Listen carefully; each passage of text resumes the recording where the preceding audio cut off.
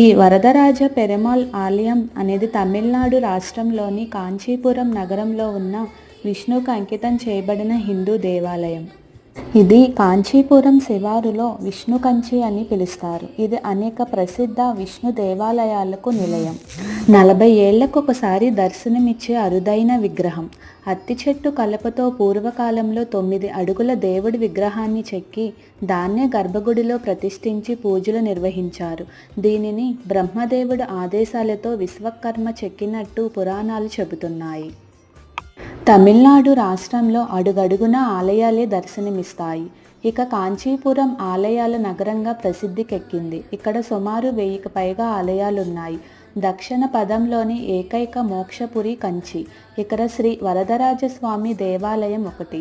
108 దివ్య తిరుపతులలో ఒకటైన వైష్ణవ క్షేత్రంగా ఇది విరజల్లుతుంది. ఈ ఆలయంలోనే